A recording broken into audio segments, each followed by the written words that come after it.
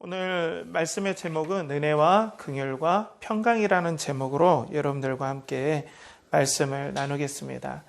이 평강의 중요성이 참 이 시대에 더욱더 요구됩니다. 이 평강이라는 것은 너무나 중요한데요. 우리 삶 가운데서 지금 코로나로 말미암아 얼마나 어려움들이 많습니까? 그렇기 때문에 우리 마음이 편안하지 못해요. 그리고 또 여러 가지 교회의 어려움들, 한국 사회에서 교회가 위치하는 그런 여러 가지 어려운 부분들 때문에 우리 내부적으로도 교회에 여러 가지 편안함이 없는 안타까운 환경에 우리가 처해져 있습니다. 그렇기 때문에 오늘 이 평강이라는 것이 얼마나 소중한지, 그리고 이 은혜와 평강 그리고 긍휼이 얼마나 우리 삶 가운데 중요한지를 오늘 본문을 통해서 여러분들과 나누길 원합니다.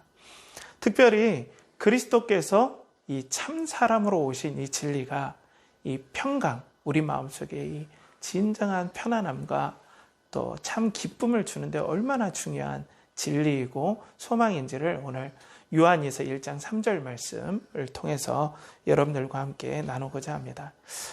오늘 그 요한 사도가 은혜와 긍휼과 평강이라는 표현을 딱 요한 2서에서만 사용을 합니다. 요한 사도에 여러 가지 서신들이 많은데 그 서신들 중에, 성경 말씀 중에 딱 이 요한 2서에만 독특하게 은혜와 긍휼과 평강이라는 이 내용을 넣어요.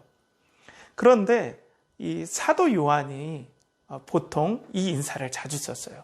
은혜와 평강이 너희 무리와 함께 있을지어다 라는 그 말씀을 많이 하죠. 그런데 사도 요한은 이 표현을 잘 쓰지 않았어요. 그런데 요한 2서에만 독특하게 은혜와 긍휼이 더 들어가고 그 다음 평강이 너에게 있을지어다 라고 오늘 얘기를 하고 있습니다.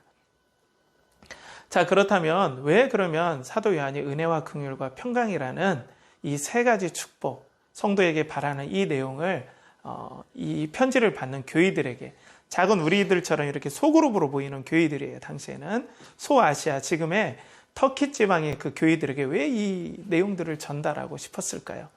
오늘 내용에서 이 부분들을 여러분과 함께 나누기로 하네요. 저는 다시 한번 여러분들에게 말씀드리지만 오늘 예수님께서 참 사람으로 오셨다라는 이 진리가 은혜와 긍휼과 평강을 누리는데 아주 핵심적인 내용이다라는 것을 여러분과 함께 더 나누기로 원합니다. 특별히 당시 교회의 배경을 보면 내적으로의 문제가 많았고 또 교회 외적으로도 여러 가지 문제가 많았어요. 이 내적으로 문제가 많았다는 건 뭐냐면 당시에 이 사도 요한이 지금은 나이가 한 90세 정도 됐다라고 성경학자들은 봐요. 이것을 기록했을 때. 그렇다면 당시에 대부분의 사도들은 다 순교했을 때입니다. 그러니까 교회의 리더십들이 교체되는 과도기 가운데 이상한 현상들이 발생했다는 거예요. 그게 뭐냐면 사도들이 지금까지 가르치고 또 교훈해줬던 예수 그리스도에 대한 참 진리가 여러 사람들이 일어나면서 희석이 되고 왜곡이 되기 시작했어요. 특별히 이 요한 사도가 사역했던 이 지역에서는 어떤 일들이 있었냐면 예수님께서 진짜 사람으로 오셨다라는 이 진리를 부인하는 거짓 선생들이 계속해서 일어나기 시작했어요. 예수님은 사람일 수가 없어. 왜냐하면 진짜 진리는 영이어야 되는데 어떻게 완전한 진리가 육체를 입고 올 수가 있냐? 그럴 수가 없다. 예수님은 참 사람이 아니다라는 거짓 교리들을, 거짓 진리들을 계속해서 내보내는 그런 거짓 선지자들, 거짓 교사들이 계속해서 일어나게 되었습니다. 그러니까 교회가 혼란스러웠어요. 교회가 여러 가지 어려움에 쌓이게 됩니다. 이 논란으로 인해서 지금 보내는 교회에 분열이 일어나게 돼요. 거짓 선생을 따르는 사람들과 그리고 참 지금까지 사도들로부터 배웠던 그 진리를 따르는 사람들과 갈등이 있었던 것 같아요. 자, 교회에서 갈등이 있으면 너무나 마음이 상합니다.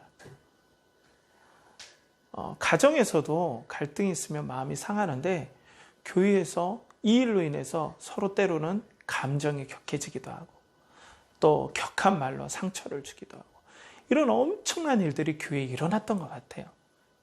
그렇기 때문에 성도들이 마음이 많이 상해 있었고 또 이로 인해서 성도들이 신앙이 전체적으로 다운되는 그런 일들이 아마 있었던 걸로 우리 말씀을 통해서 추측해 볼 수 있어요. 그래서 교회는 내부적으로는 이런 거짓 선생들의 거짓 가르침들과 그로 인해서 교회가 분열되는 아픔들을 겪음으로 교회가 여러 가지 어려움에 처해져 있었습니다. 다음으로는 어떤 일이 있었냐면 교회 외부적인 문제예요. 저도 부족하나마 터키에 한번 가봤는데 요한 사도의 기념교회에 보면은 교회 성도들이 순교하러 지나갔던 그 문을 떼어다가 교회 문에 달아놨습니다. 이건 뭐냐면 AD 90년경에는 도미티안 로마의 황제가 통치하던 시절이었는데요. 도미티안 황제는 자기를 신성화했어요. 자기가 신이라고 했어요. 그래서 다른 종교를 믿어도 된다. 그렇지만 너희들 기독교인들 너희 신들을 믿어도 되지만 그렇지만 도미티안인 나를 신이라고 인정을 해라 라고 강요를 했던 거예요. 그러니까 믿음의 성도들이 어때요? 하나님만이 예수 그리스도만이 주, 참 신이시고 참 하나님이시고 다른 하나님은 없습니다 라고 고백을 하니까 수많은 성도들이 순교를 당하게 되었어요.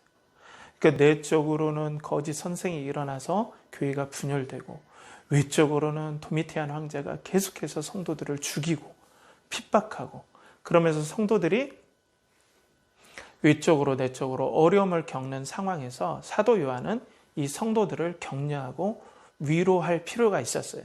그렇다면 우리 인간적으로 보면 찾아가서 같이 울어주기도 하고 또 그들에게 물질적인 후원도 한다든지 그리고 여러 가지 다른 방법이 있었을 텐데 사도 요한은 아마 기도했겠죠. 이 말씀을 기록할 때 기도하면서 하나님 어떤 방법이 어떤 내용이 어떤 것을 통해서 이들이 정말 세움을 받고 내적으로 영적으로 힘든 이 상황과 그 환경적으로 힘든 상황에서 어떻게 이들이 위로를 받고 다시 한번 강건하게 신앙생활과 이 땅의 삶을 살아갈 수 있겠습니까? 라는 기도를 했을 때 아마 하나님께서 이 진리를 알게 해 주셨던 것 같습니다.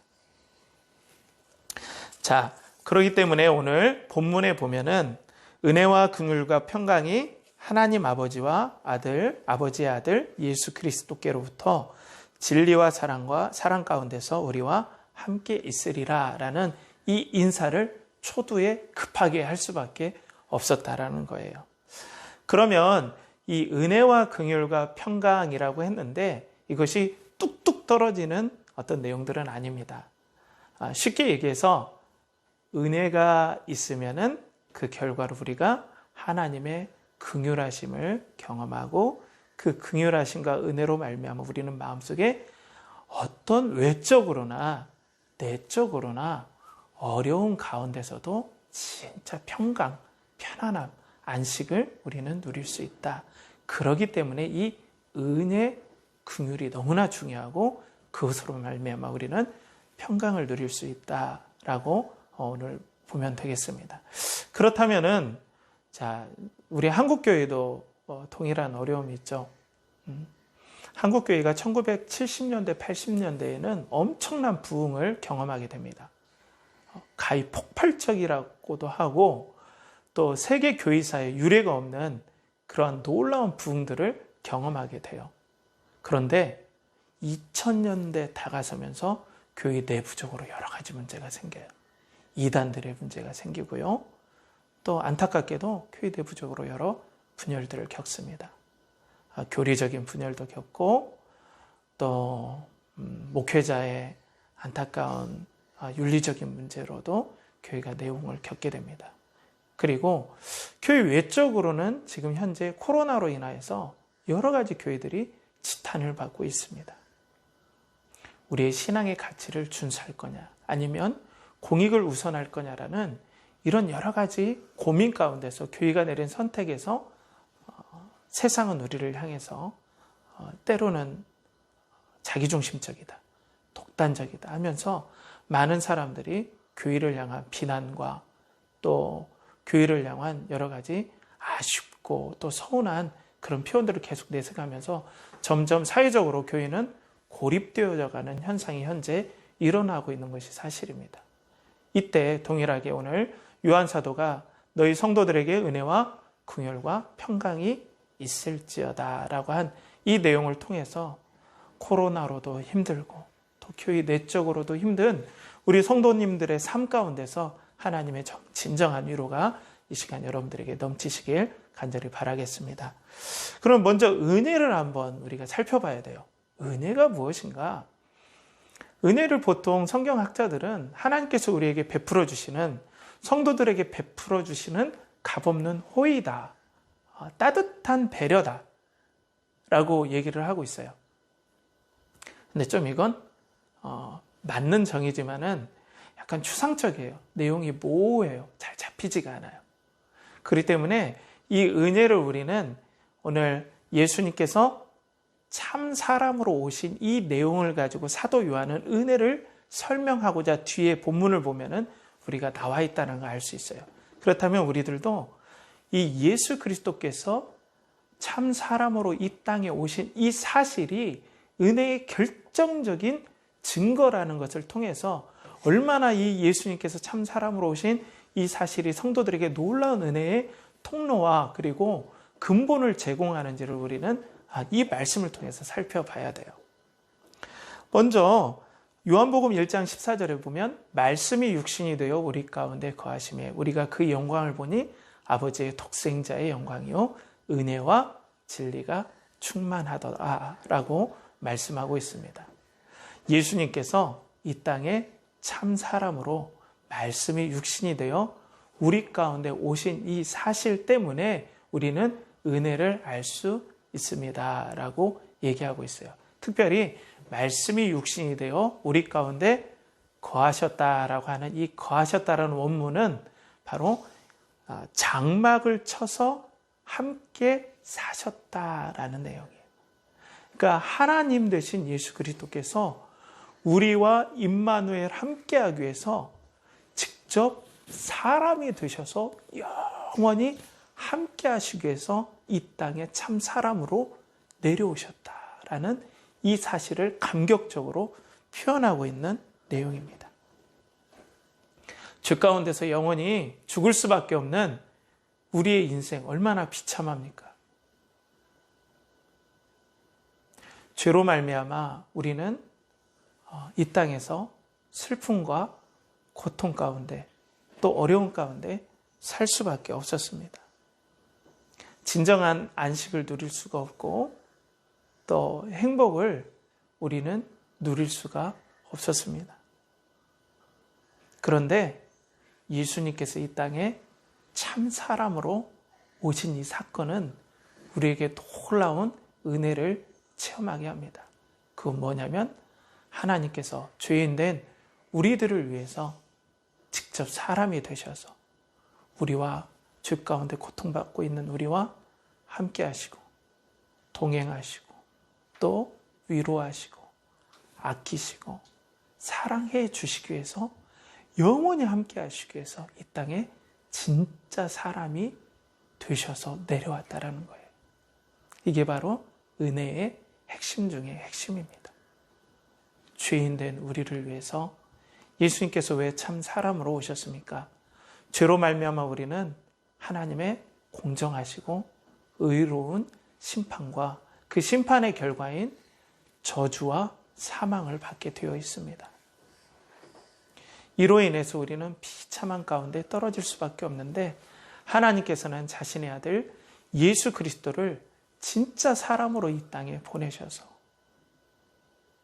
그 예수 그리스도에게 죄로 말미암는 우리들의 하나님 앞에 받을 심판과 죄를 예수님께 다 부으시고 예수님을 사랑하시고 예수님과 동행하시고 예수님을 말할 수 없는 감격과 기쁨으로 사랑하신 그 기쁨과 행복을 거꾸로 예수님에게는 우리들의 죄와 저주가 가게 하시고 예수님에게 있는 그 행복과 기쁨과 감격을 우리에게 교환해 주시기 위해서 이 땅에 예수 그리스도를 참 사람으로 보내셨다라는 이 놀라운 사실이 은혜라는 거예요. 그렇기 때문에 예수님께서 참 사람으로 오신 이 진리가 흔들리기 시작한다면 은혜가 흔들리기 시작한다라는 내용이에요. 그렇기 때문에 사도 요한은 그 교회가 이 거짓 교사들로 인해서 예수님께서 참 사람으로 오셨다라는 이 진리가 흔들리지 않기를 간절히 바랬다라는 겁니다. 그렇기 때문에 오늘 예수 그리스도께서 우리 성도들과 또 이 땅에 참 사람으로 오신 이 사실이 은혜의 결정적인 본질이라는 것을 여러분 우리는 알고 있어야 되겠습니다. 그렇다면 이 은혜가 어떻게 긍휼의 결과가 될까요? 왜 하나님께서 기뻐하시고 또 불쌍히 여겨주시는 그 결과가 어떻게 은혜로 연결이 될까요?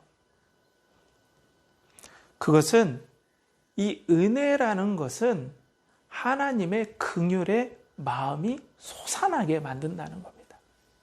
근데 여러분들 그거 아세요? 원래 인간을 창조하기 전에는 하나님 마음속에 긍휼이라는 것이 나타나질 않았습니다. 인간이 창조되기 전에, 죄를 짓기 전에, 더 분명하게 얘기하면 죄를 짓기 전에는 하나님의 긍휼의 성품은 계시되지 않았어요. 드러나질 않았어요. 왜냐하면 죄가 없는 상황에서 불쌍히 여길 필요가 없기 때문입니다. 그냥 사랑하고 행복하고 안아주고 기뻐하고 이거밖에 없겠죠. 그런데 죄로 말미암아 죽을 수밖에 없는 우리 인간들에게 하나님께서 어떤 마음, 특별히 은혜로 선택받은 성도들에게 어떤 마음이 뜨겁게 올라오시느냐, 바로 이 불쌍히 여겨주시는 긍휼의 마음이 솟아납니다. 하나님께서는 이 뜨거운 긍휼의 마음으로 예수 그리스도를 참 사람으로 이 땅에 우리에게 보내주신 거예요. 불쌍히 여겨주시고 함께해 주시고 아끼시고 또 우리와 동행하시기 위해서 예수님을 참 사람으로 이 땅에 보내주셔서 그 예수님께서 오심을 통해서 우리에게 긍휼을 보여주신 거예요. 그리고 두 번째로는 이 땅에 참 사람으로 오신 예수 그리스도께서 이 땅에 진짜 사람으로 사셨다는 거예요. 우리가 목마를 때 예수님도 목마르셨고, 예수님께서 비난받으실 때 예수님께서는 마음에 아픔을 겪으셨어요. 물론 이것이 예수님을 무너뜨리거나 예수님께서 흔들리게 하는 그런 원인은 아니지만, 그래도 비난의 고통을 예수님께서는 경험하셔야 했어요. 그리고 이 땅에서 먹고 입고 사는 치열한 인생의 삶을 경험하는 것이 얼마나 고단하다는 것을 예수님께서는 이 땅에 참 사람으로 오심으로써 다 겪으셨다는 거예요. 그렇기 때문에 이 땅에 사람으로 살고 있는 우리들의 삶을 이 땅에 부활하시고 하나님 우편에 계신 예수 그리스도께서는 말할 수 없는 사랑과 긍휼하심을 가지고 우리와 함께 하신다는 거예요. 그런데 막연함이 아니라 지금도 예수님께서는 진짜 사람으로 계시기 때문에 이 땅의 기억들을 고스란히 가지고 하나님 우편에 계시다는 겁니다. 베들레헴에서, 그리고 나사렛에서, 그리고 가버나움에서, 그리고 예루살렘에서 겪었던 수많은 사람으로서 살았던 어려움들을 잊으신 것이 아니라 지금도 진짜 사람으로 계시고 진짜 하나님으로 계신 예수 그리스도께서 다 체험하고 있기 때문에 이 땅에서 내적으로는 영적 고통을 당하고 외적으로는 여러 가지 코로나로 인해서 어렵고 또 먹고 입고 사는 문제 때문에 힘들고 또 집값이 폭등해서도 힘들고 또 여러 가지 환경적으로도 힘들고 또 관계적으로 힘든 우리의 삶을 누구보다 알기 때문에 이것들을 경험하신 참 사람으로 오신 예수 그리스도께서 긍휼의 마음을 품고 우리에게 성도들을 향해서 바라보고 있다는 거예요. 자, 우리가 보통 이런 말을 많이 해요. 세상에 우리가 살 때 어려움을 당할 때 그 어려움 때문에 힘든 것보다는 위로가 없어서 힘들다라는 말을 많이 합니다. 위로가 없어서 힘들다. 힘들어서 힘든 것이 아니라 위로가 없어서 힘들다. 최고의 권력자들도 여러분들 편안할 것 같아요? 권력을 가지고 있으면? 아니에요. 여러분들 그 중국에 자금성이라는 곳이 있습니다. 베이징에 자금성이라는 곳이 있는데 거기에는 나무가 없답니다.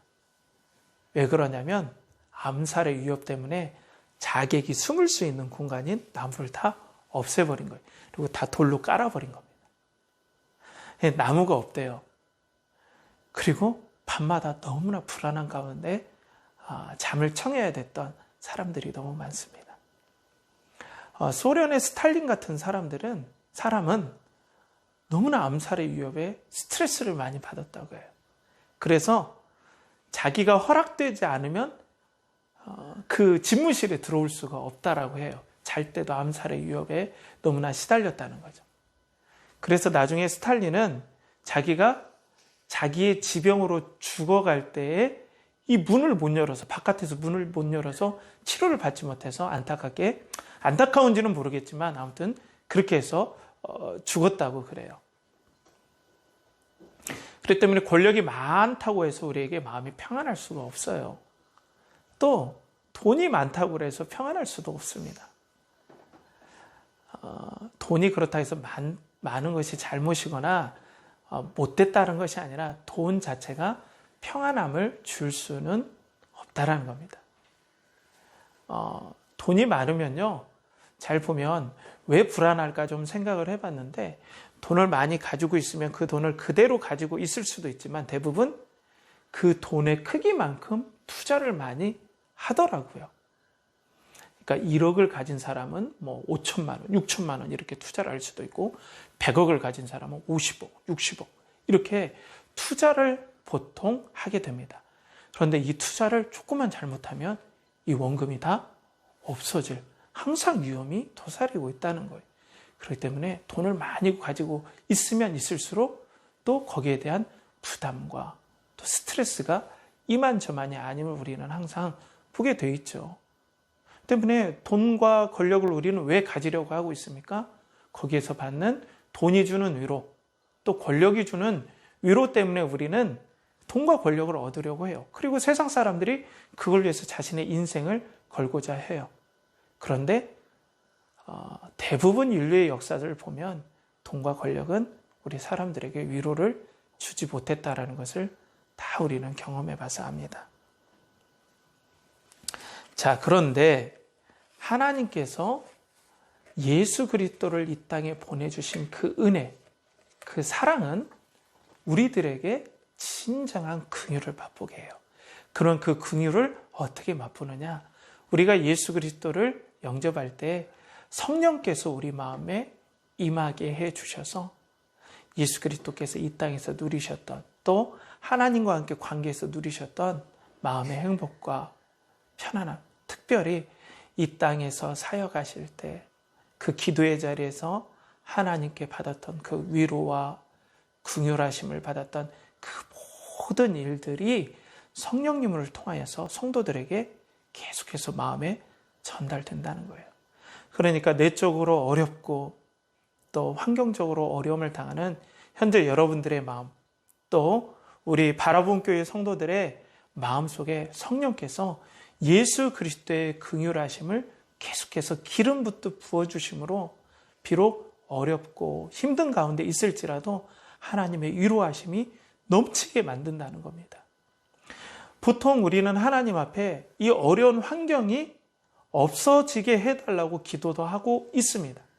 그렇지만 하나님의 방법을 보면 환경을 바꾸는 일도 분명히 있지만 대부분의 일들은 바로 우리 영혼 가운데 이 하나님의 긍휼을 부어주심으로, 위로와 격려하심으로 이 거친 인생의 광야를 살 수 있도록 해주시는 대부분의 방법들을 이런 방법으로 하나님께서는 택하신다는 겁니다.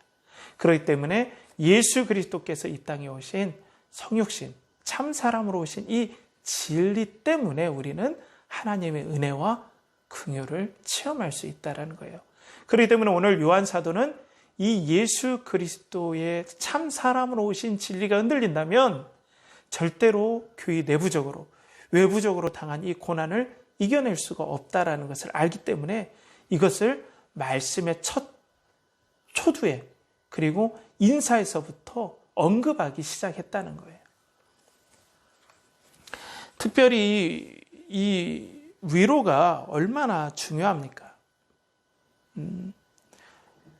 저희 외조모님께서 예전에 저녁에 공동묘지를 넘어가야 될 일이 있었다고 그래요. 근데 여러분들 그렇게 유쾌하지 않은 곳이죠, 그쪽이. 그런데 공동묘지를 넘어가는데 그때 저희 막내 외삼촌을 업고 공동묘지를 넘어갔답니다. 그런데 나중에 고백하시는 말이 뭐냐면 막내 외삼촌은 2살도 안 되고 1살 배기 아기를 업고 가는데 그 아기라도 업고 갔던 것이 너무나 마음이 든든하고 위로가 됐다 그래요. 아기가 위험해서 부고해 줄 수 있겠습니까? 그리고 그 아기가 힘이 될 수 있겠습니까? 단지 그 작은 위안 하나로 저녁에 그 공포를 이기며 거기를 넘어갈 힘을 줬다는 거예요. 그렇다면 사랑하는 우리 바라본 교회 성도 여러분,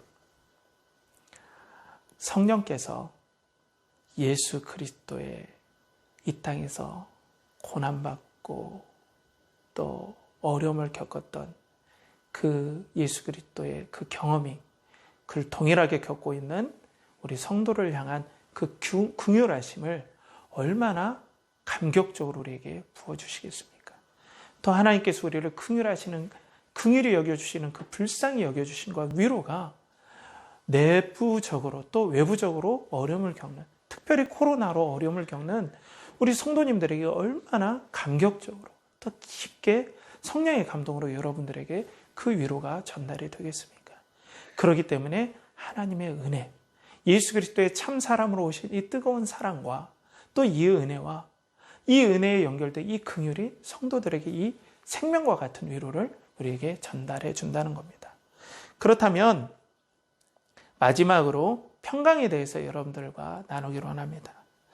은혜와 이 긍휼의 결과가 이 평강으로 나중에 표현이 됩니다. 이 평강은 히브리어로는 샬롬이라는 거고요. 또 오늘 본문 헬라어로는 에이레네라는 내용입니다. 70인역이라는 구약의 율법서와 또 구약 성경을 헬라어로 번역한 그 70인역이라는 성경에는 이 샬롬을 에이레네라고 번역을 하고 있죠. 그렇기 때문에 오늘 요한 사도도 이 평강을 에이레네라고 표현을 하고 있습니다. 이 평강은 세상이 주는 편안함하고는 조금 달라요.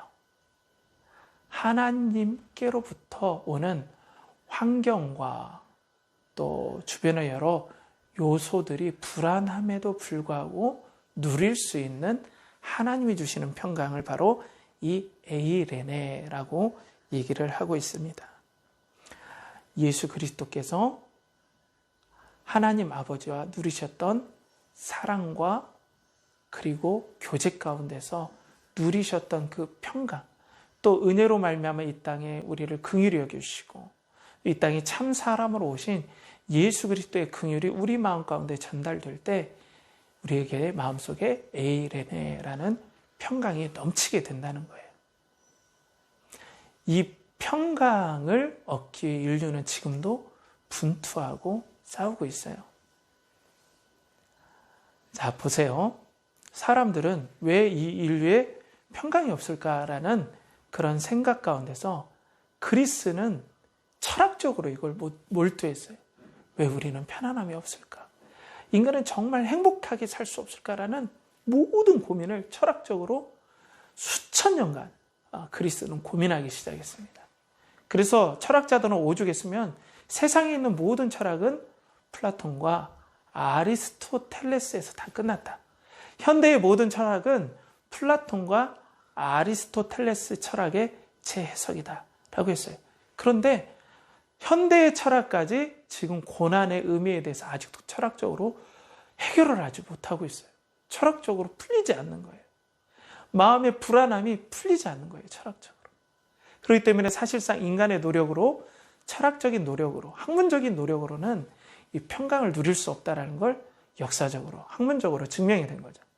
또 다음으로는 정치적으로 이 평강을 누리려고 해요. 좋은 정치제도, 또 정치적인 평안함, 행정 조직, 통해서 진정한 평안, 에이레네를 누리기를 원했어요. 그것이 바로 로마입니다. 팍스 로마나. 로마의 권력 안의 행복, 평강을 세상은 원했어요. 그래서 로마는 행정을 정비하고 고속도로를 정비하고 부유하게 살고 수많은 정치와 그리고 경제적인 장치들을 막 주면서 사람이 행복해질 수 있다라고 생각했어요.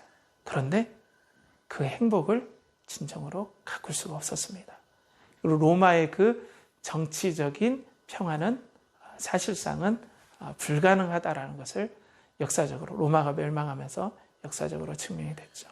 그러면 진정한 에이레네는 어떻게 오는 걸까요? 자, 거꾸로 로마가 그리고 그리스가 그렇게 분투했던 삶을 지금도 세상은 분투하고 있습니다. 긍정적인 삶, 또 마음의 평화를 유지하는 태도, 마음의 자세, 이런 것도 너무 중요해요.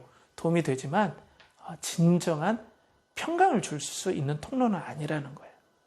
또 우리의 환경, 어떤 정치적인 평안함, 그리고 가정과 경제적인 평안함이 이 외적인 환경이 진정으로 우리 마음에 완전한 평강을 줄 수는 없다는 겁니다.